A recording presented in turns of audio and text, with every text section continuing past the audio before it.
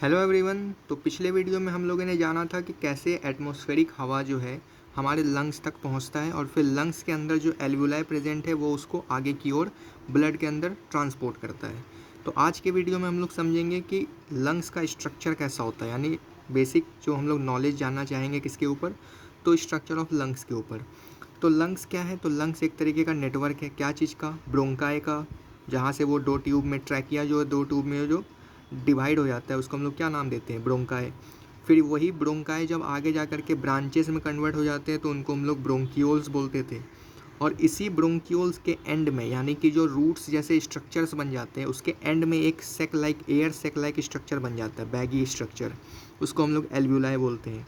ठीक है। तो हमारा हवा जो है हमारे नॉस्ट्रिल से पास होकर के, एक्सटर्नल नॉस्ट्रिल से पास होकर के एल्वुलाई तक पहुंचता है और उस एल्वुलाई के थ्रू वो फिर आगे ब्लड में जा कर के मिक्स हो जाता है, ट्रांसपोर्ट हो जाता है। ठीक है। तो लंग्स का काम यही है कि वो एक नेटवर्क प्रोवाइड करता है, किसके लिए? ब्रोंकाई के लिए, ब्रोंकियोल्स के लिए और एल्वुलाई के लिए। लंग्स का हम लोग दूसरा पॉइंट का बात करें तो लंग्स क्या है? हम लोग के बॉडी के अंदर दो लंग्स प्रेजेंट हैं, यानी पेयर ऑफ लंग्स है, और जो कवर्ड है किससे? Double layer membrane. अब डबल लेयर किस चीज़ का है? तो प्लूरा का है। ठीक है। यहाँ पे प्लूरा जो है ये मेम्ब्रेन का नाम है।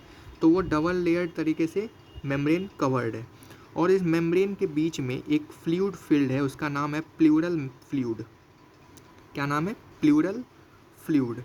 अब हम लोग बात करते हैं कि ये जो डबल लेयर मेम्ब्रेन है उसके आउटर लेयर और इनर लेयर में क्या होता है, मतलब किससे वो कनेक्टेड रहता है। तो हम लोग अगर बात करें आउटर लेयर का, तो आउटर लेयर जो है प्लूरल मेम्ब्रेन वो कनेक्टेड रहता है थोरेसिस लाइनिंग से, यानी कि वो थोरेसिस लाइनिंग से कांटेक्ट में रहता है। वही हम लोग इनर प्लूरा का बात करें, जो सेकंड लेयर है उसका हम लोग जो बात करें वो कांटेक्ट रहता है किसके? लंग्स के सरफेस से, यानी अंदर साइड से वो लंग्स को टच करता हुआ रहता है। ठीक है। तीसरा पॉइंट क्या कहता है कि जो हमारा ट्रैकिया है उसके अंदर कार्टिलेजिनस रिंग्स प्रेजेंट है। कल हम लोगों ने डायग्राम में देखा था कि वो रिंग लाइक स्ट्रक्चर होता है ट्रैकिया में ऐसे। तो ये कार्टिलेजिनस रिंग क्यों प्रेजेंट होता है? तो कार्टिलेजिनस रिंग्स का क्या पर्पस है? तो वो सपोर्ट करता है ट्रैकिया को, प्राइमरी सेकेंडरी टर्जरी ब्रोंकाई को और समटाइम्स ब्रोंकियोल्स को।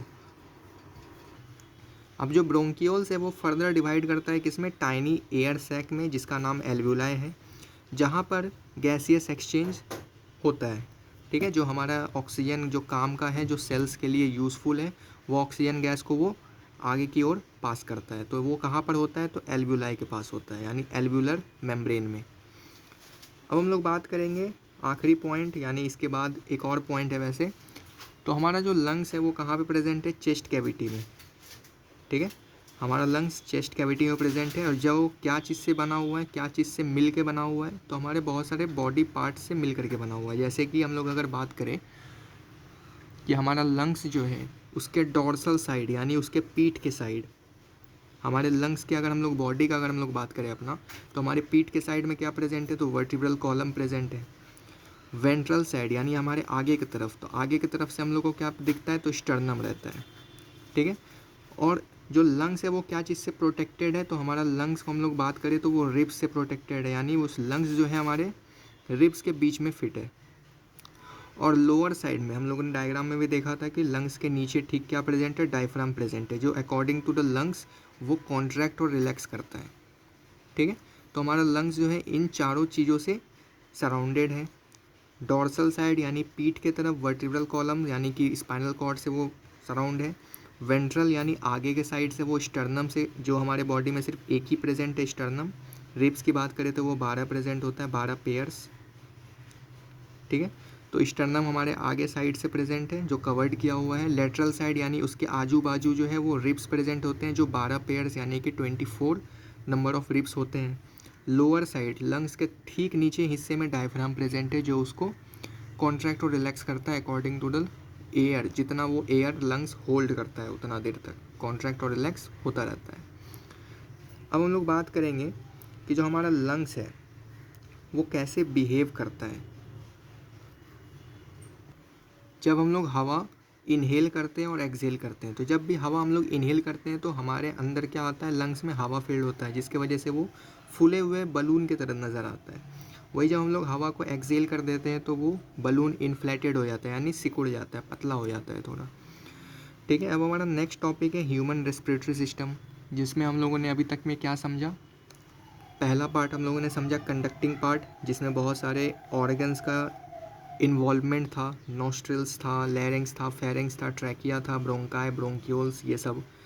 अब हम लोग इसके अंदर क्या क्या बात किए, तो एक्सटर्नल नोस्ट्रिल से लेकर के एयर कहाँ तक पास हुआ, तो टर्मिनल ब्रोंक्यूल्स तक पास हुआ। ठीक है, और जब ब्रोंक्यूल्स के पास पहुंच गया, एल्वुलाई के पास पहुंच गया, तो वहाँ पर क्या होता है, second part exchanging of gas, यानी कि यहाँ पे एक्सचेंजिंग वाला पार्ट होता है। ठीक है, हमारा ह्यूमन रेस्पिरेटरी सिस्टम दो पार्ट में डिवाइडेड है, एक है कंडक्टिंग पार्ट, एक है एक्सचेंजिंग पार्ट। कंडक्टिंग पार्ट में हमारा हवा लंग्स तक पहुंचता है, जहाँ के वो आखिरी पॉइंट उसका एल्वुलाई होता है। फिर एल्वुलाई के बाद एक्सचेंजिंग पार्ट एक्सटेंड होता है, जहाँ पर डिफ्यूज़न ऑफ ऑक्सीजन और कार्बन डाइऑक्साइड होता है between the blood and the atmosphere. अब यहाँ पे डिफ्यूज़न के प्रोसेस से ही ऑक्सीजन और कार्बन डाइऑक्साइड क्यों जाता है, क्योंकि जब भी ऑक्सीजन की मात्रा एयर में ज़्यादा होगा तो वो कम मात्रे वाले जगह पे पास होगा। जैसे कि मान लिया जाए हवा में, एटमॉस्फेयर में ज़्यादा ऑक्सीजन प्रेजेंट है, हमारा बॉडी उसको अपनी ओर तभी खींचेगा जब हमारे बॉडी में ऑक्सीजन की कमी होगी। तो डिफ्यूज़न प्रोसेस भी वही होता है कि वो हायर कंसनट्रेशन से लोअर कंसनट्रेशन की ओर मूव करता है। उसी प्रकार जब हमारे बॉडी में कार्बन डाइऑक्साइड की मात्रा ज़्यादा हो जाएगी तो बाहर की ओर वो चला जाएगा डिफ्यूज़न के थ्रू। ठीक है, तो इसी प्रकार से डिफ्यूज़न होता है ऑक्सीजन और कार्बन डाइऑक्साइड का ब्लड और एटमॉस्फेयर के बीच में। तो एक्सचेंजिंग पार्ट में हम लोग ये जानेंगे। फ़िलहाल अभी बात करते हैं मैकेनिज़्म ऑफ ब्रीदिंग। ब्रीदिंग कैसे होता है। हम लोग जानते हैं कि जब हम लोग ब्रीदिंग करते हैं तो मेन पल्मनरी वेंटिलेशन होता है, जिसके अंदर हम लोग क्या करते हैं, ऑक्सीजन इनहेल करते हैं। और वो कैसा ऑक्सीजन होता है, एक ऐसा एयर हम लोग इनहेल करते हैं जो ऑक्सीजन रिच एटमॉस्फेयर से आया हुआ हो। ठीक है, और एक्सेल क्या करते हैं, तो एक्सेल करते हैं CO2 रिच एल्वुलर एयर, यानी जिसके अंदर CO2 कुछ ज़्यादा मात्रा में प्रेजेंट हो उसको हम लोग एक्सेल कर देते हैं, और जिसके अंदर ज़्यादा मात्रा में O2 प्रेजेंट है उसको हम लोग इनहेल कर लेते हैं। दूसरा पॉइंट क्या है, दूसरा पॉइंट है कि ये जो ब्रीदिंग होता है उसमें क्या इन्वॉल्व है, तो डिफ्यूज़न ऑफ O2 और CO2 होता है अक्रॉस द एल्वुलर मेम्ब्रेन, अभी थोड़ा देर पहले हम लोगों ने देखा। तीसरा पॉइंट क्या कहता है कि इनके बीच में ट्रांसपोर्ट ऑफ गैसेस होता है बाय द ब्लड। अब जो गैस प्रेजेंट गया, मतलब गैस जो हुआ, जैसे मान लिया जाए O2 पहुंचा। ठीक है, O2 पहुंचा कहाँ पे, एल्वुलाई के मेम्ब्रेन के पास। अब वहाँ से वो ब्लड में पास होगा, ब्लड में ट्रांसपोर्ट होगा, और जो ब्लड अपने पास कार्बन डाइऑक्साइड बॉडी से लाया होगा, सेल्स के पास से लाया होगा, वो दे देगा किसको, एल्वुलाई को। तो O2 जो ब्लड में पास होगा और जो CO2 वापस एल्वुलाई के पास देने आएगा ब्लड, तो वो ट्रांसपोर्टेशन के बारे में हम लोग बात करेंगे। चौथा पॉइंट है कि डिफ्यूज़न ऑफ O2 जो होता है वो ब्लड और टिश्यूज़ के बीच में भी होता है। और एक लास्ट पॉइंट है कि सेलुलर रेस्पिरेशन में क्या इन्वॉल्व होता है, यूटिलाइजेशन ऑफ O2, यानी कि हम लोग ऑक्सीजन को कैसे यूटिलाइज़ करते हैं। अब जो हमारे बॉडी के अंदर ऑक्सीजन गया उसका पर्पस क्या है, इसके इंट्रोडक्शन वाले वीडियो में हम लोगों ने बात किया था रेस्पिरेशन के प्रोसेस के बारे में, आखिरकार रेस्पिरेशन होता क्या है। तो रेस्पिरेशन में क्या है कि ग्लूकोज मॉलिक्यूल्स का ब्रेकडाउन होता है, यानी फूड मॉलिक्यूल जो है वो टुकड़ों में यानी सिंपलर सब्सटेंस में टूटता है। तो टूटने का वजह क्या है, जब फूड मॉलिक्यूल्स टूटेगा तो उससे एनर्जी मिलेगा, और एनर्जी मिलेगा तो हम लोग डेली लाइफ काम कर सकते हैं। तो मेन यहाँ पे O2 का क्या पर्पस है, तो यहाँ पे जो O2 है वो क्या काम करने के लिए मदद करता है, जो ग्लूकोज मॉलिक्यूल्स है उसको वो तोड़ने का मदद करता है। ठीक है, इससे मिल करके वो टूटता है और वो किस में कन्वर्ट होता है, CO2 plus H2O plus energy और some amount of heat also. ठीक है, तो ये O2 कहाँ पे यूज़ हुआ, सेल्स के द्वारा ग्लूकोज को तोड़ने में यूज़ हुआ। उससे टूटने के बाद क्या बनता है, CO2 जो हमारे सेल्स को ज़रूरत नहीं होता तो वो वापस ब्लड के थ्रू ही वापस कर देता है एल्वुलाई में, लंग्स के पास। और कुछ अमाउंट में H2O और एनर्जी, यहाँ पे एनर्जी जो है वो हीट एनर्जी भी उसके साथ निकलता है। ठीक है, अगर यहाँ पे ऑक्सीजन इन्वॉल्व है तो 38 ATP का एनर्जी रिलीज़ होगा।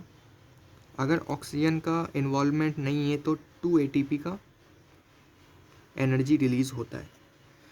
ठीक है, तो फिलहाल इतना ही इस वीडियो में हम लोग समझेंगे। नेक्स्ट पार्ट में हम लोग समझेंगे कि ब्रीदिंग में कितने स्टेजेस प्रेजेंट होते हैं और उन स्टेजेस के मैकेनिज़्म के बारे में समझेंगे। फिर हम लोग समझेंगे उनके एक्सपायर्ड और इंस्पायर्ड एयर में कितने मात्रा में ऑक्सीजन, कार्बन डाइऑक्साइड या और भी अदर गैसेस प्रेजेंट होते हैं।